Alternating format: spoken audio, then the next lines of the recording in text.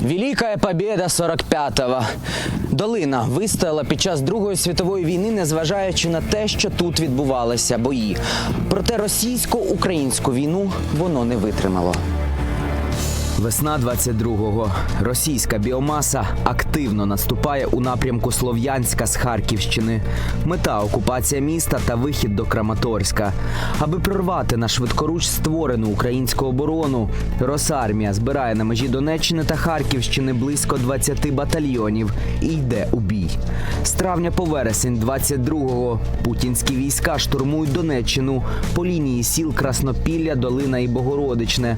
Та просунутися у глиб області ворогу не дають Збройні сили України.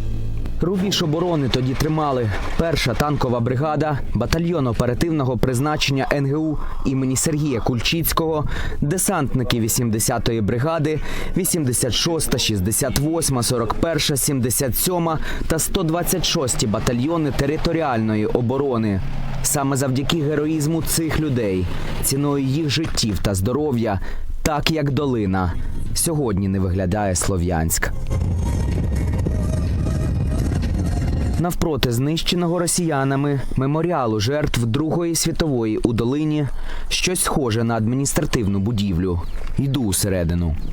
Це, я так розумію, сільська рада була, бо ось залишилася вивіска, є залишки прапору. Навіть важко уявити, що тут, в цих коридорах, буквально 3 роки тому вирувало життя.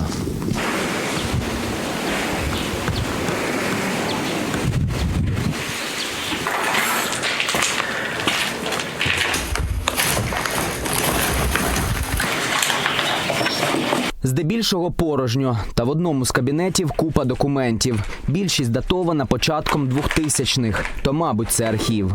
Хоча є ось перелік останнього складу працівників сільської ради. Фельдшер Полякова Ірина Вікторівна, комендант пункту Сенько Андрій Валентинович, начальник Бахмут Микола Іванович. На стінах помічаю інформаційні плакати часів Совка, закони УССР. Та що вони тут роблять? Для кого? На жаль, ці питання вже нікому задати. Аби дістатися на другий поверх сільської ради у Долині, доведеться зняти бронежилет, бо плитами і впали, туди просто неможливо пролізти.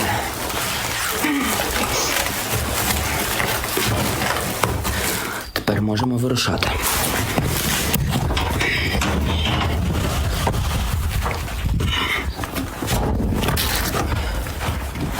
Так. Другий поверх сільської ради. Бачу двері, де написано «секретар». Зараз подивимося, що тут залишилося. В правому крилі у кабінетах трапляються меблі. Зрозуміти, що тут знаходилося до початку Великої війни, складно, бо жодних вивісок. У кінці коридору – знахідка з минулого. Її зберігали у сільській раді усі роки незалежності України. Як показово, усюди на сході імені В.І. Леніна. Управління колгоспу, назва якогось підприємства, назва шахти, ще щось обов'язково носила ім'я імені Леніна. В лівому крилі знаходитися небезпечно, бо немає частини даху, зруйновано стіни. Будівлю заливає вже 3 роки. Під відкритим небом, впереміжку з камінням, залишки документації та меблів. На другому поверсі сюди теж розруха, та тут є кабінет сільського голови. І саме тут і працював голова сільської ради. Його робоче місце, картина. Можливо, людина, яка працювала тут, чи люди,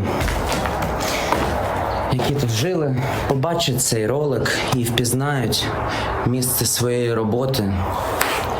Не знаю, мені здається, це дуже боляче бачити те, що ти стільки років будував те, що ти любив, те, в що ти вкладав просто своє життя.